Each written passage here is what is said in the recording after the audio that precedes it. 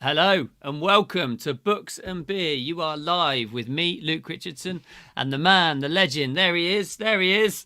Back again, Ty Hutchinson. How are you, dude? I'm doing good. Thanks for having me on. Good. Oh, it's such a pleasure. I'm glad you've made it back again, and I've been looking forward to sharing a beer with you. Let's talk about beer first of all, in fact, because I know you had a poll running on I did. your I did. Instagram as to what beer you should drink. And everyone picked Tiger. Oh, I would Well, have it was the gone. one that was most voted on. I mean, Maybe people, it's most known. Maybe it's most yeah. known. So I was kind of hoping they would pick Asahi, but because I like it, but I also like Tiger. Where's Actually, I Tiger only from picked then? 4 beers. Is that Thai? Tiger? Is it? No, Tiger? it's from Singapore. Uh-huh. Yeah, but well, it says here it's brewed in Thailand, but I think it's a Singaporean beer. Oh, very nice. Very Yeah. nice. Interesting enough, the first time I tried this beer was in Vietnam because it's like the only beer they have on tap there. Mhm. Besides the local beers, like Hanoi and Saigon, the two fighting. Yeah, I remember drinking some of those. Yeah, from Yeah, in the north, you only drink and you Hanoi get them in a beer. little In the glass south, like you drink this, don't you? Saigon. You have Huh? them in a little glass like this one, about that size. They don't serve it in pints like you might in some Yeah, places. they're It's always small. a small bit for about effectively what is $1 Well, if you or go to Cambodia, you can get like a small glass like that of beer, draft beer for $1 or $2. Yes. Cambodia, I've still yet to go to. I was really hoping to make it there in the summer of 2020. Obviously, that didn't happen. But Cheers. Cheers, man. Cheers. I'm drinking Cheers. Kokomo, which is a great passion fruit. Is it or grapefruit? Grapefruit Passion pale ale, fruit. passion fruit and grapefruit. Whoa, That's some interesting fruity beer. stuff. It is. How does it Oh taste? Have you gosh. tried it before? No, I haven't. This is Alison, who always listens to this. Bless her, is sent me a box of beer for my birthday, which was a few Oh weeks ago. wow, that's great. So I was really pleased, and this is one of them. So I'm still drinking my way through. I love passion fruit, man. I used to Yeah. eat that a lot when I was a kid. I eat it now too, but when I was a kid, I used to go into I don't want to say jungle, but when you grow up in Hawaii, there's a lot of wild land, and and you just go in and you pick fruit. Like my mom, she never bought fruit. She's like, you want fruit, just go in the backyard. She refused to buy fruit. I didn't realize you grew up in Hawaii. That's amazing. Yeah, I did. I grew up Wow. there, and in our backyard, we had a mango tree, papaya trees, banana trees, guava trees, and we had some pineapple growing. Nice. Oh, lovely. Yeah. So and there was always fruit on one of the trees. So she didn't really buy fruit, and I complained because I wanted the peaches and the nectarine. Just to pick them off the vine or off the tree or whatever. Amazing. I didn't realize how lucky I was to grow up with that access. Yeah. Did you live there until you were sort of a young adult then, or did you move with your family? Until I was 18, and then I moved to LA to go to school, college. Yeah. Yeah. Wow. I couldn't get off the island fast enough. Yeah. Is it a lot like that? The young people For are me, all like, it was. oh, I'm going to go to, It's different because I had a lot of friends who also chose to go to college on the mainland, but as soon as they graduated, they moved right back to Hawaii. So, but for me, it was like growing up on a rock. And and once I moved to LA, I couldn't imagine moving back. There was just so much more to explore on the mainland, which is what we call it in Hawaii. It makes it sound really close, doesn't it, when you say mainland? But it's actually like thousands of miles across the Pacific it's a 5-hour Ocean. flight. Yeah. It's a long way. It's not like you can't swim it, You can't swim it. So sort of living in tropical places or warm places is sort of in your blood in a way. Then it was almost not a surprise you ended up traveling over to Asia and spending But time. that's not the reason why I ended up in Asia. because I used to love traveling to Europe because it was so vastly different from growing up in Hawaii, which is it's primarily Asian culture. And so traveling to Europe, like France, Germany, and all these European countries was just different. It's stuff I'd never seen. But the reason why I ended up in Asia is because I avoided traveling to Asia as long as I could. I had never been here, and so when I decided to travel around the world and write, Thailand was the first country that I was going to go to, and I was going to stay there for 6 months, write a book, and then move to some other major city, stay there for 6 months, write a book, and that was the plan. But it didn't work out that way.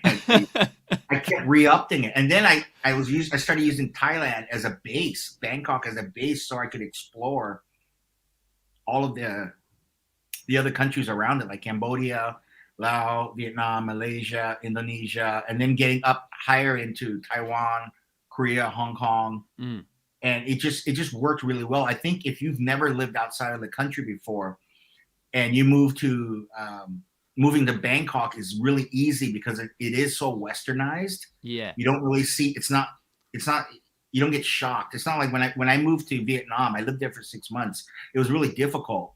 It was nothing like living in Bangkok. And that's when I realized, how westernized it was, because I had all these creature comforts that I was used to back at home that suddenly I didn't have anymore when I was living in Saigon. Just basic things like stable power and the water being on all the power. time. And that's what, know. I mean, I suppose we say that's basic, but I chose to live in a neighborhood where there weren't very many English-speaking people, and so everyone spoke Vietnamese, and so that made it even more difficult because I spoke none. And it was a hard language to learn. I tried learning, key words, but it's tonal. It is. And if you get the tones wrong, they literally don't understand you. It's so unfamiliar to us English speakers, isn't it? Sort of German, French, Spanish. Even if you don't understand it, you can be like, that's a word, that's another word. Oh, I recognize that bit, and they're the same word. There's some way you can sort of register it as a language, but some of the Thai and Vietnamese and that, you can't even do that, can you? It makes no sense. Vietnamese to me was the hardest language to try and pick up. When I was living in Bali, it was really easy to pick up Indonesian because not only was it close, it's like you see the word and how you think you would sound it out phonetically is how it is pronounced, So that made it a lot easier to remember words, and it was, and a lot of the words or the way the language worked was, I would say, it's kind of close to Hawaiian language, which you speak a lot of in Hawaii growing up, and so it was really easy for me to retain the words quickly without having to study, Oh, that is good. In Bangkok, I actually took some classes. And, nice. Yeah, and I got really good. I got to the point where I could understand people when they're talking, but when I would speak back to them in Thai, I would speak very slow because I was still doing the translating in my head. But when they were speaking to me, I knew enough words quick enough to understand what the conversation was about. Which has its advantages. When they think you don't understand them, and they speak freely. Absolutely. Yeah. And you can just pick up, you'd be like, hold on a minute. I know what you're saying. Yeah, but if you don't stick with it, at least if I don't stick with it, if I'm not using it every day, I lose it really quickly. Yeah, I think that's probably the case with a lot of skills like that, isn't it? Let's have a quick jump over to the comments and see who's joining us. Alison's here. Hi, Alison. How are you doing? Ray has joined us. Hello. Steve Moore's in the chat as well. People want to know how much Dawson is paying Ty to promote SPF. With your hoodie. There it is. Yeah. Oh, yeah. This hideous hoodie. This is like probably the ugliest hoodie I've ever owned in my life. But, I had to support the cause. Absolutely. Yeah. Alison's saying hello to some others, and Steve's saying, I miss Thailand and Asia in general. 80% of my heart belongs to Asia. And that's I feel like that. I'm really looking forward to getting back out there, and you and I, Ty, having a beer in person on a beach Yeah. somewhere in Thailand When the or new wherever. normal hits. Yeah, that's exactly it. Steve Taylor is saying evening to everyone, and Catherine Joseph has joined us on YouTube. Hi, Catherine. How you doing? Nice to see you. Yeah, that's it. When the new normal hits and we can get back out to these sorts of places again. So you obviously have lived in Thailand for some years now, and continued writing. On and off. Yeah, well, sort of Asia then for some Yeah. years and travelled around. Do you write book? Do you sort of set your books there, or do you continue to set them in the US or other countries? I know you wrote one in Morocco recently, or set in Morocco recently. I tend to set my books in places that I've traveled to. So because I've traveled to a lot of European countries, you know, I use cities from there in my books. And because I've been in Asia for so long, I'm also using Asia a lot now. When I first came to Bangkok, the second book I wrote here took place in Bangkok, and you know, it was really fun to incorporate things into the book that I experienced on a daily basis. Because you know, when you're new to a city, you literally take in everything. You know, and you're like, this is great. I'll put this in the book. I'll put this in the book. But it was all superficial stuff. You know, it's like buying a cheap suit from an Indian shop for $100. You know, spicy food, or you know, run across classic tourist things. The excitement of going on a tuk-tuk or whatever, and that sort of conversation you have with the barman about how much something's going to cost or whatever it might be. You know, exactly. Whereas now, if I were to write a book in Bangkok, it would probably have a whole different feel. Because I found Bangkok, I think even to this day, is one of the most exciting speak of cities. Things I should not be speaking of. Sorry, you cut out there for a moment. What did you say? It is, but you know what? But no, well, I was going to say, you know, Bangkok's been like the leader in Southeast Asia, but you know, I would say Saigon is quickly catching up, and you know, I think it's going to rival Bangkok, if not sooner than probably within the next 3 or 4 years. I mean, I've been visiting Saigon since I've been out here, and I came out here in 2013, and I've probably been to Vietnam over close to 20 or 30 times already. And the difference I've seen over the last 7-8 years is tremendous. I've seen more change there than I have in Bangkok. Right. Yeah. Do you think that's because it's sort of accelerating? You know, Bangkok's already established. There's only so much a city can sort of change, isn't there? Once it gets high rise and its metro system and all those sorts of all that sort of infrastructure. I think that has a lot to do with it. Mm. And they got a lot of foreign money coming into the country, and so that's fueling development. A lot of businesses are investing. That's fueling the development, and it's just changing rapidly. Every time I used to go there, like almost every 3 or 4 months, I'd fly there. And just on the one street where I'd stay at the same hotel all the time, it would change. There would be at least 3 or 4 new shops, 3 or 4 restaurants would have closed, and 3 or more would have popped up in those places. I mean, it was just expanding and expanding, and being developed and developed and developed. Just crazy speed. Has it got the same? I mean, I have been to Saigon, to Ho Chi Minh in 2015, I think, myself, and at that time it was crazy. You know, they were putting in sort of like a metro system like Bangkok's got, I think, across the roads. You know, like what do you call it? You know, it's above the road, I think, rather than underground. But that was all going on, digging up things and putting. You know, it was a city sort of on the brink of something very exciting.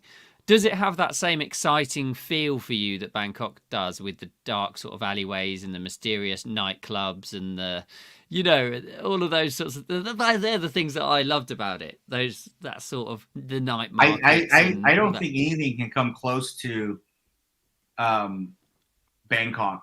I mean, if you saw The Hangover Part 2, I think that is a great example of classic example of catching the seedy underbelly of a city, and that line in the movie where they say, once Bangkok sinks its hooks into you, I'm butchering it, Yeah, no, I know exactly what you mean. disappear or whatever. I forget what he said, but it was something to the tune of that. And that's why it's like some of my most craziest memories are from Bangkok, because I've seen stuff I'd never seen before, here. Yeah, like what? Like what was the sort of thing that you saw and were like, whoa, this is a cool place, or this is an interesting place, So I think I was here for like maybe a year, and a friend of mine, we were out drinking, and we had to get from one street to another street.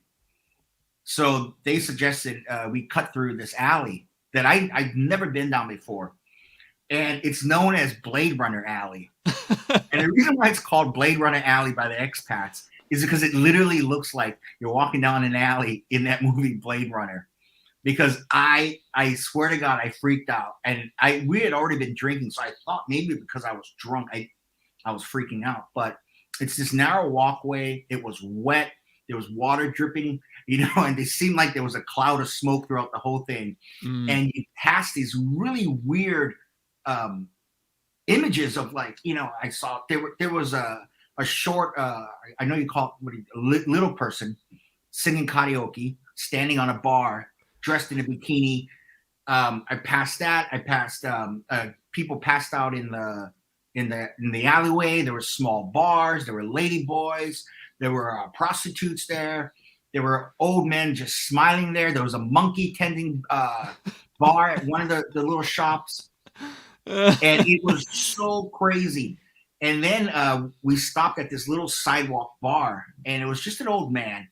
And you can tell it was just like crates, like kind of like milk crates stacked up. And he was selling this liquor, this brown liquor. It's called Yadong. And it's like this cheap liquor that's sold all over Bangkok, mostly to Thai people. Because basically it's the equivalent of moonshine, but Thailand style. Yeah. So and it's white clear liquor that they infuse with herbs and stuff. So that's how it gets that brown color. And I was like, I'd seen it around, but I'd never tried it. So I was like, oh, I gotta try it. And it's dirt cheap, So they poured in shots like this. So I took a shot and it burned, and I was like, well, it's not that bad. It tastes okay. Let me get another one. Took another one. That's the last thing I remembered. I do not remember anything from that point on. I don't remember how I got back to my condo. I don't remember anything. And I sat there the next morning. Well, how many beers did I have before there? And it wasn't that many. I think I had maybe 5 beers. But those 2 shots, and the guy just would not stop smiling at me. It was this old man, he was missing his front teeth. Yeah, I've got this image of him now. Smiling at me, and he wanted me to have a third one. He was like, and I was just like, no, I'll just do 2. And then I think if I had 3, I probably would have passed out. Right there you wouldn't have made it. Yeah, I would have woken up the next morning trying to figure out how I ended up where I got back, and I have to replay the movie out, the Hangover movie.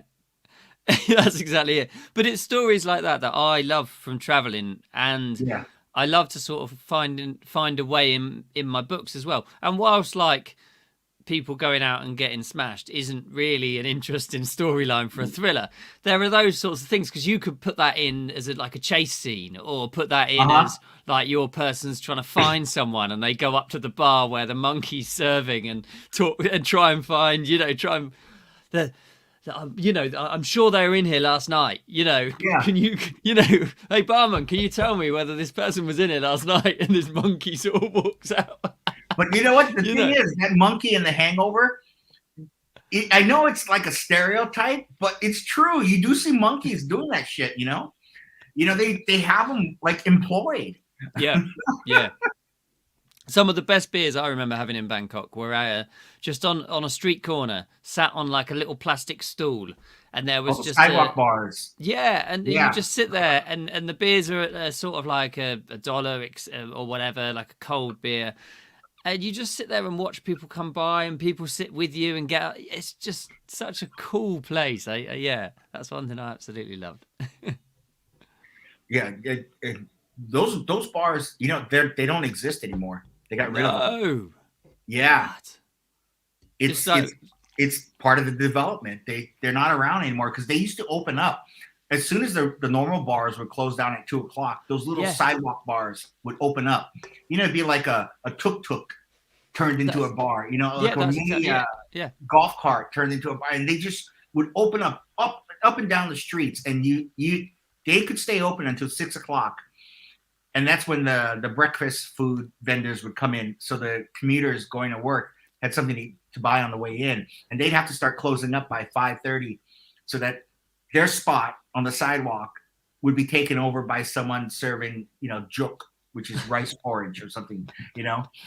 Nice. That's Or it. No. coffee. Oh, that's gutting to hear they've gone though. I used to love those little places. I They know, were they're great. gone. I don't think they're going to come back. They don't were know. great until you needed the toilet, though. That was the thing I found, because obviously they don't have any facilities. I remember sort of running up to this restaurant 2 blocks on the left, going You got to in. make sure you have some coins on you too to pay. Yeah, that was it. Yeah. Let's have a quick look at these comments. I can see quite a few have come in since we've been talking. I've been too engaged in your stories. Steve Moore says, Ty sets his books in places he's been or lived in. That's what Luke does, and Steve as well. There's an old adage in literature, write what you know. I have my own adage, write where you know. Yes, I agree with that completely, Steve. I love setting my books places I've been.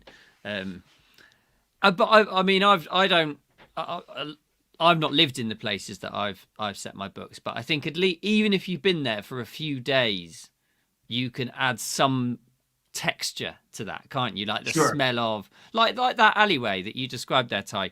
You couldn't find that on Google Maps, you know. And if you could, it wouldn't be as visceral, as like exciting as it was in your You know what the craziest thing was?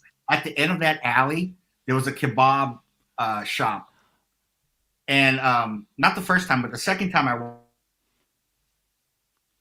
Oh, he looks like he's frozen. you have the big split of kebab meat, you know? Yeah. I'm frozen? No, I think you're okay now. Oh.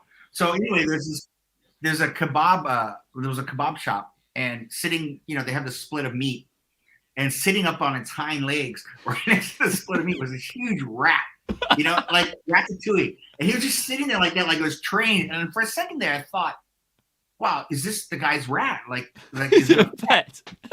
And then it started like picking at the kebab meat. And I was like, hey, dude, your rat is eating the kebab meat. And he was like, shoo. It wasn't his rat. I thought it was his rat because I saw the monk earlier, you know. See, if that happened in Europe or the States, that place would just be closed down, wouldn't it? They'd bolt the door and not let you back in. This guy picked up his flip flop and threw it at the rat. And then I was like, he was like, which one? He goes, you want a kebab? I said, no, I think I pass. Yeah, I think I'm okay. He couldn't understand why I was passing. He was like, I cut it from this side, not the side the rat was eating. That's absolutely mad. McDonald's. I mean, that's another thing, isn't it, with Thailand and Asia in general, is the animals. Like, I remember, I mean, India's a key one. Cows everywhere, you know, sort of in the streets. In the streets, cars trying to get past them. No one's bothered. You know, it's just normal to them. You know, you've got a sort of goats tied to the side of buildings, or chickens in tiny little cages, and all these sorts of things. You know, you must have seen some crazy animal related, you know, like things where creatures have been involved. My third week here, I got chased down the street by soy dogs. Now, and if you don't soy dogs, you don't know what the word soy is. Soy is what they call their streets. So it's the Thai word for street. So it's just a street dog, basically. Street dog, like a stray dog. Yeah, street dog. So they call them soy dogs, and most of them are pretty tame and just relaxed. You know, they just lays around. But these 3 came charging out of this. I you know, they probably weren't soy dogs. They came charging out of someone's driveway. And I was walking down the street. I was on my phone trying to find some restaurant, and they came after me, and I ran. And then I was thinking, I can't outrun this dog. So I took my backpack off. I spun around. I was like, all right, I'm gonna clock the first dog that gets closest to me. I started swinging my backpack, and it just I kept thinking, I'm gonna get bit. I know it. I'm gonna get bit. And then I got saved though by a motorbike taxi. He just came by and he yelled at the dogs. He goes, "Rah!" And they ran away. And I learned later, you gotta alpha up to the dog. Yeah, and you were like, I wish I'd thought of just shouting at them. I swear to God, if you hold your ground and you just go like, I'm the alpha here, they totally back down. The minute you run or you pause and you start backing away, it's like they sense that fear and they come after you. But you know, you just gotta hold your ground, and then they'll be like, oh well, wait a minute, I think I might be barking up the wrong tree here. Yeah, no, absolutely. I remember when I was walking down the street with a friend I was traveling with in Thailand, and he said we were walking in the middle of the road, and I said, why are you having us walk in the middle of the road? In fact, this was in Vientiane in Laos, and he says, oh, I like to walk in the middle of the road in the tropics because of snakes. Apparently, he says that at the side of the road, snakes can come out under like the rubbish that's there or the leaves that are there, and you kick the leaf away or the rubbish away, and there's some kind of nasty snake under. And I was like, whoa. Snakes in people's houses here are like a common thing. You see videos posted all the time on Facebook. Snakes coming up through the toilets. That snakes coming out freaks of pipes, me out. Out of the I'm not very... They even have snakes. People take pictures of snakes coming out of the AC vents in their cars. You know, they will curl up anywhere. And so, like, I mean, it's not too much of a problem within Bangkok, the city, depending on where you are. But if you're in, like, as you start getting out of the city center, it becomes a problem because that's where they live, you know? And usually when it rains a lot, that's when they have those problems with the snakes coming up through the toilet. And it's just common sense. Like, if that's a problem in your village or your neighborhood, you need to check the toilet first before you sit down. Yeah, you got to flush it or something. I mean, well, what do you do? What's the policy? Condo, like, so oh, there's a snake in my toilet. I don't really have to worry about that. put the seat down and leave it for the next person. Well, because people do get bit. You know, they sit down and then they get bit. Yeah, completely. Yeah. And that's a painful place to be bitten, if you ask me. You're like, yeah, it is, man. I wouldn't want to get bit there. They got cobras here too, you know. Jeez. It's not just the pythons that enter the people's houses. They got the cobras, black cobras. Nasty things. Right, let's have a quick look at these comments. These snake talk is making me a bit anxious. Steve Taylor says he hasn't travelled enough. Well, you can start that as soon as we're able to, Steve Taylor. I have to resort to Web and Google Earth to fill in the blanks for my book locations. To be fair, in terms of researching online, it's probably never been a better time to actually do that, has it? You know, how much do you fill in the blanks, Ty, with your sort of research online, or how much do you rely on experience? You know what I find that, you know, if you visited one country, you know, there's not that much of a difference between cities. Like, I've never been when I've been to China, I've only been to a few select cities, like Beijing in the north, and in the south, I've been to, I can't even remember, Guilin, I think it was what it was called, and Yangshuo. But I've never been to like Shanghai. But I find that with, you know, if you hit Google Maps and you go down to street level, you kind of get a feel for it. And then I just kind of borrow from the other surrounding cities that I've been through in that country and kind of do it that way. But nothing beats being on the ground, because I think you get to use all 5 of your senses, you know, touch, smell, hear, and, you know, and all that stuff you can pull in, which you can't really do through Google. I mean, I guess you can if you Google enough. But I think you're right. Like, sort of Beijing and Shanghai have a lot of similarities between them, as do a lot of other cities in China. You know, and when you're Googling, you're actually Googling something particular. Like, you have something you want to find out.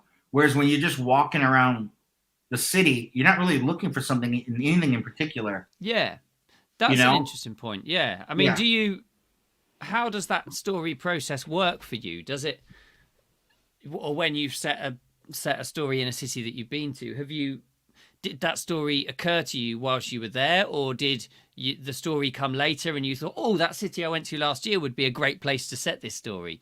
It always How comes does that? later for me because I tend to come up with the story idea first. And really, you can place a story anywhere in the world. You Mm, know, if your story is like, um, someone's been kidnapped, it's going to be a kidnapping story. That can happen anywhere. That can happen in Ethiopia, it can happen in Belgium, it can happen in Hong Kong. yeah, yeah, You yeah, know, yeah. so it just kind of makes sense about how I picked the country or the city is mostly because I look back at what I've written in the series before and where the character's been, and that will sometimes determine where I place the story next. And then sometimes it's just like I just want to write a story in this city. Like I want it to be in Hong Kong or I want it to take place in Taiwan. Yeah, And so I just then you start crafting the story to fit the city. yeah, But I haven't had an experience like that you know really affect the story. Well, actually, I think once it did. Once, and it sort of came to you all at once whilst you were in that place. I told this story a bunch of times to people. I haven't told it to you. I don't think I have. But I wrote a book called Suitcase Girl, and that book took me a year to write, only because I couldn't make the idea work when I first thought of it. And it was inspired when I was living in Saigon. I kept seeing these news articles about fake rice, fake pork, fake eggs, just all these fake foods, and I was blown away by how it looked so much like the real thing, but it was all fake.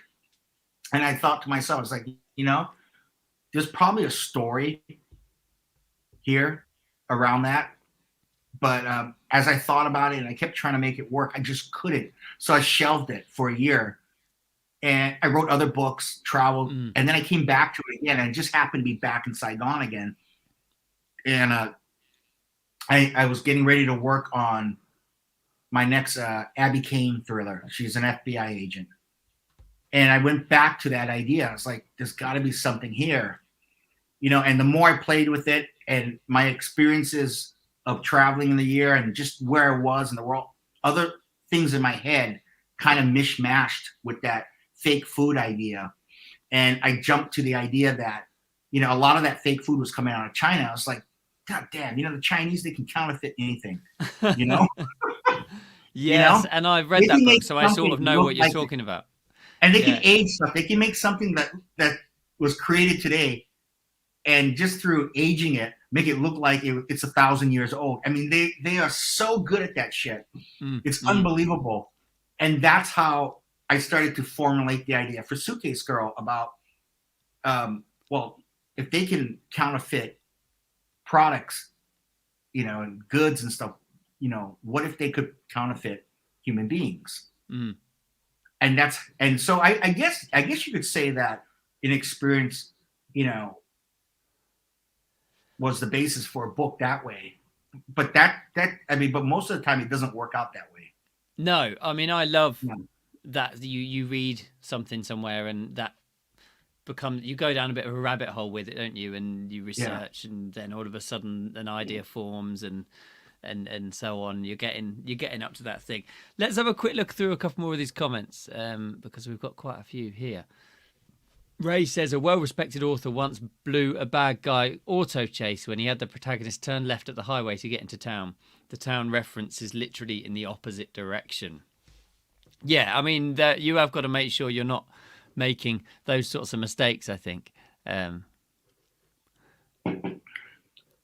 Steve Moore says 99% of people wouldn't notice anyway, which is probably true. But I suppose it depends where you're setting it. Because if you're setting it in New York, for an example, if you said turn left to go to Queens on whatever street, a lot of people would know that, wouldn't they? Because a lot of people have been there. But perhaps if it's in Bangkok or a city that is less well visited, people would know less, or would realize less, perhaps. Definitely, I would have to agree with that because I've gotten streets wrong in Detroit and San Francisco, and I've been called out on it.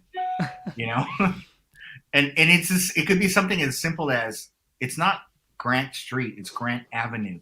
You know, Right. and like, and I used to work on Grant Avenue. I was like, how did I miss that? You know, It's just the wrong word. It's just the wrong word. I know. I don't, you know. I mean, yeah, funny. Like, I know exactly what you mean. We had this conversation the other day thinking about this, sort of setting your books in places. It seems, I can't remember who I was talking to about it. It seems often, though, that us thriller writers set our books in cities and big places. We don't often set sort of our books in smaller towns or perhaps villages or even very isolated places, with some exceptions. There are some exceptions where they have done. Firstly, like, have you ever sort of lived in Thailand out of, or in Asia out of the sprawling cities? And secondly, have you ever thought, oh, this would be an interesting setting for a book to be? I haven't really lived. I mean, I visited outside of Bangkok, not a lot, but enough to get a feel for what it's like in the countryside. And I got an opportunity. I had some friends, and one of these friends, she had her friend parents owned a fruit farm, and they said, we're going to go to her parents' fruit farm. Do you want to come? I was like, yeah, I've never been to a fruit farm before. And so they live in this area of Thailand in the south, on the western, I guess it would be the eastern side of the Gulf of Thailand, where it's known for fruit. You know, they grow like longan berries. No, not berries, but longan fruit. Yeah. Durian. Durian. Mangkut, which is my favorite fruit. Mangkut is what's the English word? Mangosteen. Uh-huh. And so I jumped at the chance to go there. So I had never been there. And so we went out to the farm. It's like a 4-hour drive outside of Bangkok. And it's in the middle of nowhere. It's sticks. It's total sticks because it's all farmland. But it's like jungle farmland, you know?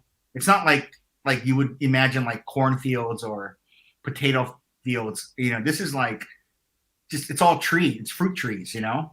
And they're not grown like in rows. Well, some of them are. But a lot of them are just all over the place, you know? And so when we went to the parents' house, we were hanging out there after we toured the fruit farm and we ate as much fruit as we could get.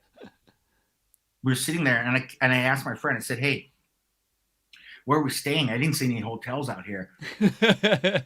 And she was like, oh, we're going to stay at her parents' house. They have enough room, and they said we could all stay there. There's like 5 of us. I was like, oh, okay, that's cool. You know, it'd be interesting, you know, to stay there.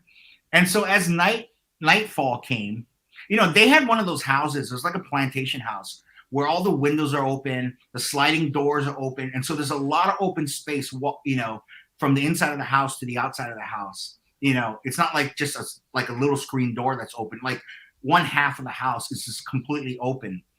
And, you know, it was nice, you know, but as night came, I kept wondering, when are they going to close everything up? Because you start seeing all these bugs come out, you know, they start flying around the lights and stuff. Well, they didn't close everything up. And the next thing I know is like, I see frogs jumping onto the patio, making their way into the house, like colorful little frogs just jumping in, you know, bugs flying in, geckos going everywhere. But the kicker for me was the bat. When the bat flew into the house and started flying in the house, I looked at everybody. I was like, no one sees the bat? The bat around the living room. No one sees it. No one blinked an eye. Everyone, because they were all Thai people. They were eating or drinking or whatever, doing whatever they're doing in their conversation. And I was the only guy, the only foreigner who was freaking out because of the bat flying around the living room. And I kept thinking, wow, how am I going to sleep in this? And I grew up in Hawaii. I'm no stranger to bugs in the house, okay? But this was like overload. You know what I mean? Like I wouldn't let multiple colored frogs that could be poisonous. I don't know. It didn't bother them. They're just jumping around, you know, the living room, you know, on the floor. And I asked, I said, hey, where are we sleeping? And they go, okay, well, so and so is going to sleep over there. So and so is going to sleep over there. I'm going to sleep on the floor over there. And they said, you can sleep over here on this little bed. And I was like, well, that's where the bed is. You know? I'm thinking this. I didn't say anything because I don't want to offend, her parents, because they're sitting right there. And so I'm trying to put on a good smile. And I was like, oh shit. Okay, well maybe when they turn the lights off, the bats they go away or something, Yeah. But as I was getting ready for bed, they said, "Oh, make sure you put the net down." I was like, "What net?" And then they lowered it. This is a net. This will protect you from anything in the house right now. Anything crawling. Yeah, so they said, just put it down. And so I felt a lot better after that. And I just had to deal with the gecko on the wall. Literally, this is my head, and here's the wall, and it was a gecko that sat there the entire freaking night chirping. Absolutely brilliant. Absolutely brilliant. Yeah, but the bat, I just couldn't. It freaked me out because I couldn't understand why no one thought that was a problem. It was just me. Only I thought it was a problem. Yeah. I have had some similar experiences of traveling through. Where you're like, this is. I remember we went to this village. We did a few nights in this particular village up in Laos, and we went into the house to eat, and the person had just put the fire in the middle of the hut to cook the food. There was no hole in the roof to let the smoke out or anything, and they were cooking the food, and slowly the room was getting more and more full of smoke. This tribesman, and I was just like, eyes streaming, and I was like, surely he should be doing this outside. Having a fire in your house without a chimney is really not a good idea. But obviously, as a foreigner, as a tourist, as a traveler, you do open yourself completely up to things like that, don't you? And you just have to go with it. You can't tell someone, But imagine if that guy had been doing it for generations and no one's pointed out to him that actually to do that outside would be a much better idea. But it's those little nuances that if you bring those into the stories, it just adds a different level of realism because you can't think of that stuff. You really can't. No, you'd never. And if you can, then make that up. Then you're freaking amazing. It's hard to think of that kind of stuff. But I always try to write from experience. Everything that I put in my books are from my experiences, and everything I try to. How I shape my characters and everything like that. It comes from a past experience. My main character in my FBI series, Abby Kane, is a combination of these strong women I grew up around as a kid, and there's probably a little bit of me in Abby, but not much, but it's mostly my observation of my mom and my aunts as I grew up, them always being over at the house, so, yeah, I don't know. I mean, I only write what I know. If you're not going to write, if you have to, I mean, I don't know. It's easier because it's not a struggle, Yeah, 100%. I think you're right. And I think with characters, you write what you know a lot more than anything else, don't you? Because essentially, you put a character in a situation. I don't know if you've done it, and I think we talked about your writing process last time about sort of how you come up with ideas and whatever. But do you ever sort of get to a point where you put a character in a situation and you had anticipated that this would happen, and you put them in that situation, and then the character almost turns around to you and goes, "I'm not going to do that. That's not what I'm going to. That's not the way I work." Those are the best things. Yeah. And they tell you, they're like, "That's not what I do." Yeah. The story changes all the time. And that's probably the reason why I don't outline as much as I should. And I don't make really tight outlines because I feel like it locks me in. Or you're writing and you just think of something so much better, or the character just kind of dictates something else. So you got to kind of leave it open-ended. And I know some writers, they love outlining right down to a T. And not me, man. It's like, if I don't get excited by the twists and turns, no one reading my book is going to get excited by it. 100%. If I'm not surprised, they're not going to get surprised. You know, If I'm not Yeah. sad, they're not going to get sad. If I'm not laughing, they're not going to be laughing. Yeah. You know? No, I agree with you completely. It's exactly like that for me as well. By the way, I've just opened a new beer, and this one is absolutely gorgeous. Belgian Pale Ale, another one sponsored Oh, that by looks good. I Alison. love the artwork on that I beer. know, these cans are Great. beautiful. Yeah. Absolutely It's very gorgeous. European. Where's that It's beer like from? that's the colour, Belgium. So it's like quite misty. Quite, what do you call it? Cloudy, that's the word you'd use to describe that. Let's have a look through a couple of these comments, and then I've got a couple more questions Thailand related. Steve says The Suitcase Girl is brilliant. I can testify to that. It is a great book. Alison asks you, Ty, or maybe she asked both of us, do you feel empathy or anger towards any of your characters? Well, I feel both towards all of them at some point or another, and I think that that's part of part of the process, isn't it? Because if a character doesn't both make you feel sad and piss you off at some point, then you're probably not sort of pushing them hard enough, or taking an interest. They're not going to be real enough, you know. I find that like you got to keep the humanity in there, you know. Also, it can get sterile, you know. I used to work in advertising, and the one thing I learned about advertising, besides the fact that no one likes advertising, no one wants to watch it, no one wants to read it, no one wants to look at it. So if you can create an ad that grabs someone's attention and holds them, that's huge. And the one thing that I was taught early on from one of my mentors was that it should always have humanity in it. You know, he would always ask, "Where's the humanity? Where's the humanity in the story you're telling?" I'm like, "It's a 30-second commercial. What story am I telling?" He goes, "That's your job. You got to tell a story in 30 seconds, and I want to see the humanity in it." And I think he kept pounding that into my brain, and I think that's why I write the way I write.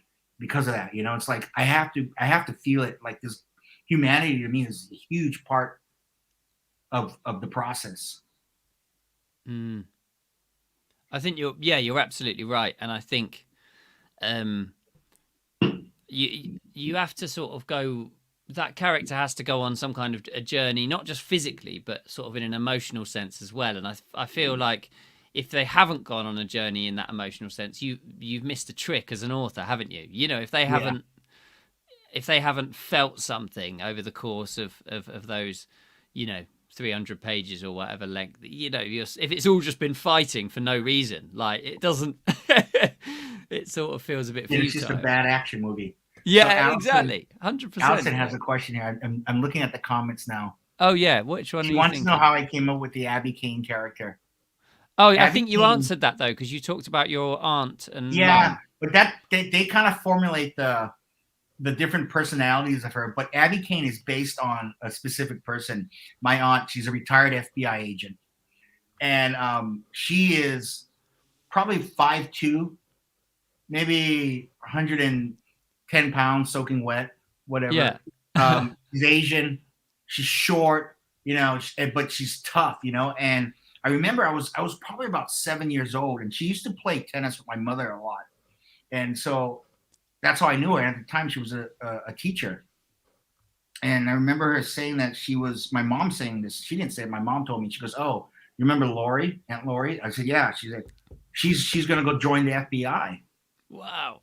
Now, I was 7 years old. I didn't know I didn't have any thoughts about that or anything. But it wasn't until I needed to create a new series that when she popped back into my head, I was like, "Oh, Lori." So I reached out to her, and she had already retired. You know, she had a long, successful career in the FBI, and she would tell me all these stories. And one of the stories she told me, let me see if I can get it right, was she and her friend, this was in Washington, D.C., were pulling up to a gas station.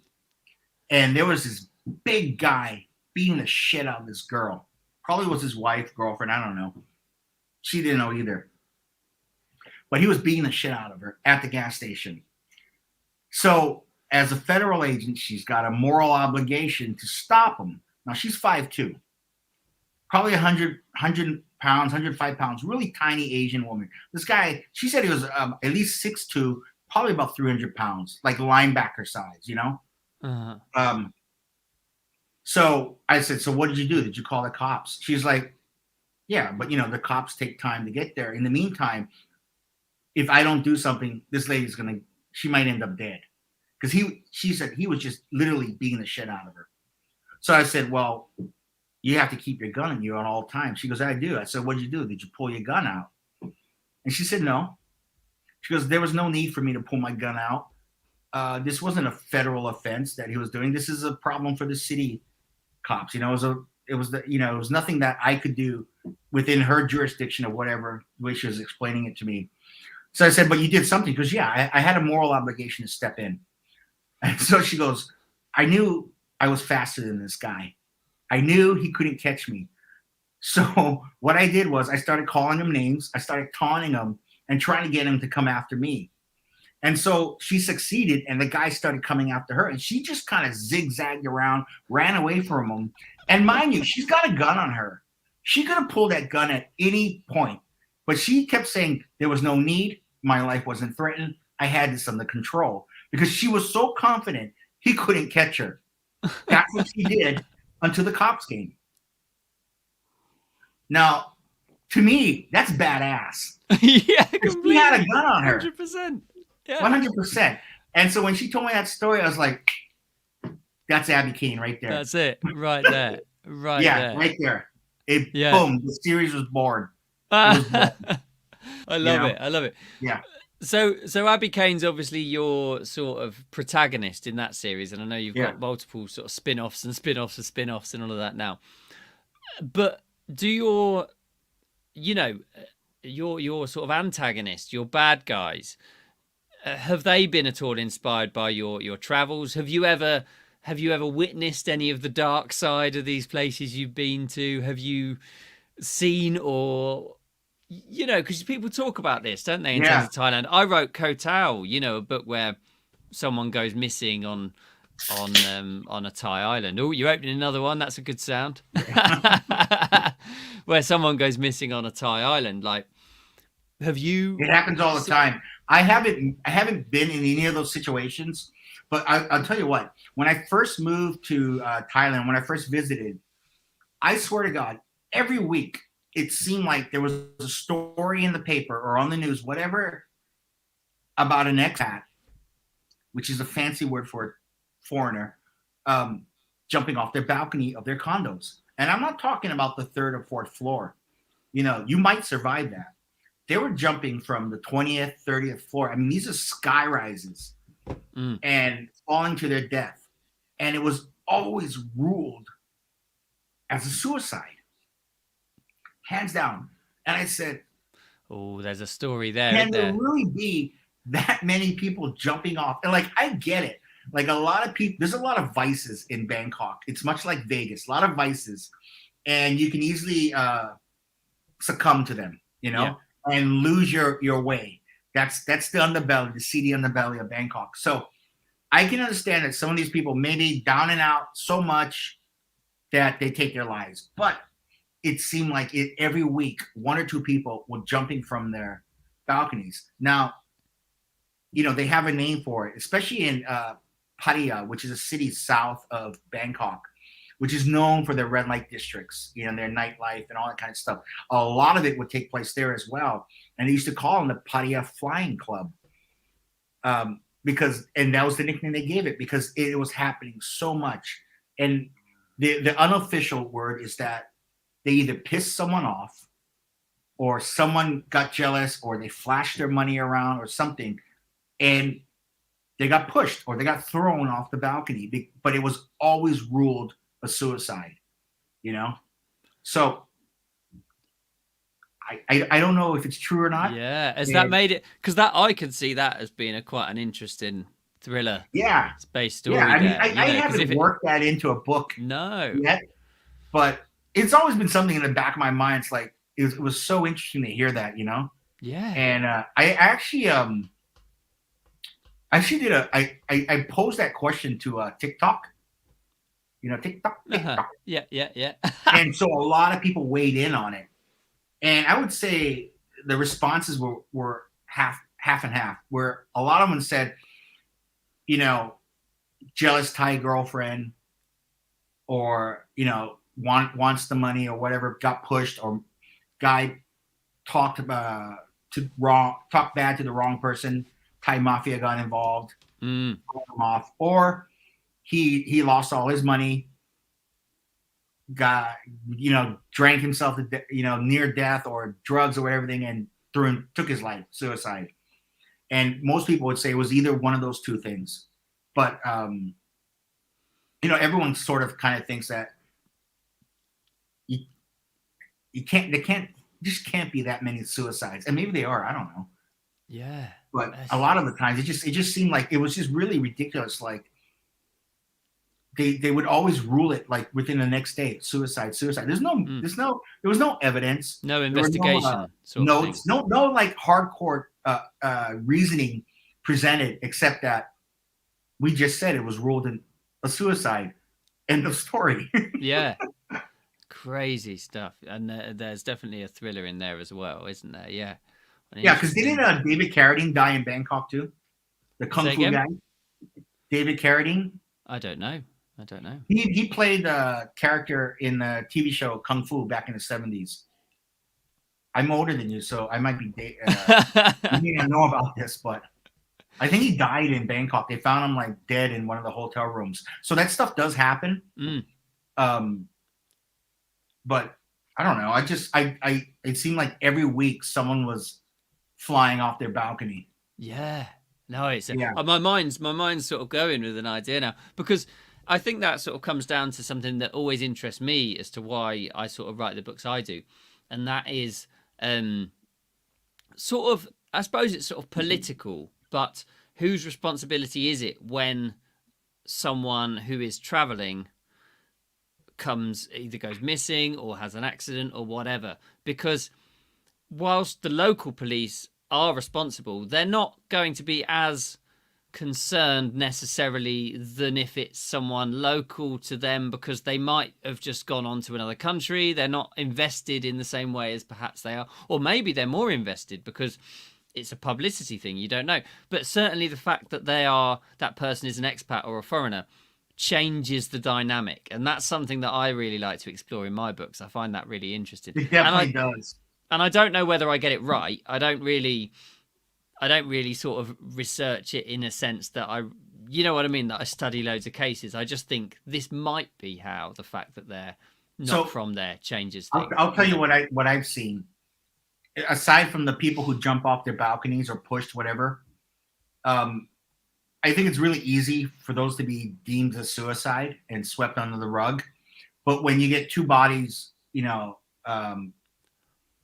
showing up on a beach that have been, where the victims have been stabbed to death, that's not as easy to cover up, especially if they're tourists. So that kind of stuff can gain publicity really quick. And so when it does, that's when you see action from the local law enforcement. But I don't think they've ever solved any of those cases. They found who was guilty. It's always some workers from Myanmar. I don't know how they always get blamed. Well, that's essentially what my kotou is about, because they pin it on a poor guy from Myanmar who's just there without the right, who's just in the wrong place at the wrong time, But you have those islands that are run by the mafia, and anytime a dead foreigner shows up, it'll hit the news, and then it just disappears after a while, unless someone keeps bringing it up in the news again, or the family starts making a ruckus about it or whatever. But I mean that is the dark side of it. It's an interesting one. I mean, I don't say this to like discourage anyone from traveling or trying to go to those places, because what we're talking about here is such a tiny fraction of a percentage, isn't it? Most people go to even these places, even these islands that are run by the mafia quite openly, and spend their money, have a great time, and leave perfectly safely. And most people who have accidents there do so because they're pissed and they fall off. They fall over when they're drunk, or fall off motorbikes or whatever. Like, most of the injuries there are perfectly innocent. Yeah. But there has been a few cases in the last 20 years a dozen, Definitely. half a dozen, I mean, whatever, where they are a bit Thailand more is, sinister. because there are so many vices here, easily available, readily available at cheaper prices than what these people are used to back home. If you've got that type of personality where you can't control yourself when it comes to excess, you got a good chance of ending up dead. I suppose so, because people were there to loan you the money, give you this, pay me later, etc. And that quickly becomes something. Yeah, that quickly. It's like those people that end up being drug mules for the cartel while they're on holiday. Yeah, you see those stories every so often too. It's making bad decision after bad decision after bad decision. Absolutely. And as I say, it's not to try and make any place sound sort of dangerous. Let's have a quick look through these comments. Then we've gone over an hour already. This conversation has absolutely flown. There was one comment I wanted. Oh, John, I wanted to just say hello to you because he's not been in for a while. Hi, John. How are you doing? I hope you're keeping well. Are you joining us on a beer tonight? And I wanted to mention Ray's comment because he said that his adopted niece, there we are, is from Guilin. Oh, wow. Which is where you said you had visited. Guilin, yeah. I think I've been there as well. That's on the east coast of China, I think. Guilin, yeah, it is. It's really nice. It's like the gateway to Yangzhou, which is, you see those portraits, those landscape paintings of China with the mountains that go straight like up. The little bumps. They're like little bumps of mountains. Yeah. Kind of like how Avatar was. Yangzhou's beautiful. An amazing place. I loved it there. That's one of the places I go back to. Like, it was just a party, just an absolute party. I was there for about 3 or 4 days or something. And then there was one more. Oh yeah, Damien. He was on the podcast, on the show a few weeks back. I reckon we need to club together and buy a hostel in Bangkok, purely for authors, where we can spend our days writing while being served daiquiris by a one-armed monkey. Absolutely. Right, Ty, I'll leave that one with you, mate. You can project manage that one for us on our behalf. Yeah. Daiquiris. That sounds great. And Ray says from the southeast China. Right. Yeah. One bottle of Yadong and we'd be done for the weekend. Ty, you wanted to mention your book that's out shortly. I've got the cover here. It's an amazing cover, by the way. I'm going to put it on the screen. There it is. Don't move. Yeah. So this book is coming out in December 18th. And this is book 6 in my Sei Assassin series. And I'm excited about it. I'm writing it right now because I took a break. Actually, the series is 5 books, and I thought it would end after 5 books. I had no plans on extending it or at all. But people continued to write me and ask for more of the character. What a great reason to write more. Like... Yeah, no shit, yeah. But this is like, come on. But I just didn't know what to do with her, and so I would bring her into, like, I started doing crossover with her into the Abby Kane series because she was born out of the Abby Kane series. So I started bringing her back in as a way to sort of quell their thirst, but it doesn't really do that, because it's just like she's like a bit character. So as I started writing more and more, at the end of the 5-book series, I spun off a new series with her daughter, this character's daughter. As I started writing that series, it started to formulate an idea for me on how I could bring Sei back, and so Dumb Move is her return after 10 years have passed. She's coming back. Right. Yeah. 10 years in terms of the book life. Yeah, not 10 years since you wrote the last one, but it's not taking you 10 years to write this book, is what you mean. It's not. But it's coming out in December, so I'm excited about it. I'm almost done writing it. I probably got maybe I think I could probably wrap it up in the next day or so. That's all. Wow, That's how very close quick. it is to being done. Yeah. Oh, Yeah. fantastic! I look forward Yeah. to So that. I'm excited about it. You know, the story picks up 10 years later, and Yeah, well, that's a great you know, idea though, to do yeah. that, just to leave that time and go. It takes some confidence actually, because I mean, do you think then? I know we're going well over time, but I'm just interested. Do you think in your characters this is in the present day? This is happening in 2020 or 20 whatever, whenever it was you wrote Yeah, it. I do, and I tend to write chronologically. So I mean, I never really go back unless it's like a flashback or something. Yeah, Everything is like in my time as it is now, you know, yeah. moving forward, you know. So essentially, then this is in a future time. You're writing this Well, yeah, I mean, you know, it takes place 10 years later, but you know, everything that leads up to this 10 years, I told in a story in the previous books. yeah, yeah. I Yeah. see, because she's been in other books, hasn't she? In the Yeah, interim, and she's you'll not see been. how it leads up to I guess the rebirth or relaunch of the series. I don't know what you would call it. I don't even know if there's a word for that. No, I But think that's great. I think that sounds amazing. yeah, I mean that's just kind of how my brain works. I don't know how those people write historical novels. I mean that's A lot of that's research, hard. I think. A lot of research, a lot of notes, you know. That's not me, Yeah. man. I always try and be really vague with the time as well. I try not to say 6 months passed. You know, exactly. I try to say some time, because Yeah. I don't want Well, I it don't pins want to you then down. be I don't want to be tricked up later when I say 6 months and 2 weeks passed or whatever. Yeah, Like, you know. Unless you're one of those people that keep excellent notes on all your I'm characters. not. and time- I try to be really vague with timings so that I can't get some eagle-eyed people. And I've got loads of great eagle-eyed readers who I love so much, who will enjoy Yeah. going, I've got this. Wait a minute. How can she be 10 now? Yeah, when the last that's was it. 7. You know, That's you're it. like, because I forgot.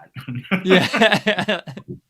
No, Ty, I mean, I try to keep key moments down. I write it down, but I mean, it's unless you're one of those people that really are organized and love that process of keeping a character Bible or a series Bible. I'm not. Mm. I keep it vague like you do. Yeah. So it just works, doesn't it? It just works together.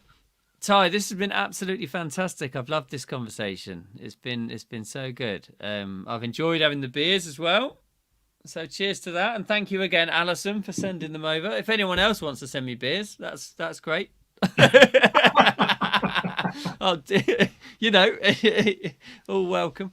But yeah, it's been fantastic. I hope we have you back on Books and Beer at some point in the future. Next Sure. week. Who have I got next week? It's Phil Williams back next week. Phil Williams, who was on the podcast back in when was it? March time. But he's got a new book out and wants to talk about that next week. So I'm excited to speak with him. So make sure you tune in for that. Ty, thank you so much. Thank you for having me. It was always a joy. You're absolutely Yeah. welcome, and thank you so much for watching at home. I will see you again next week.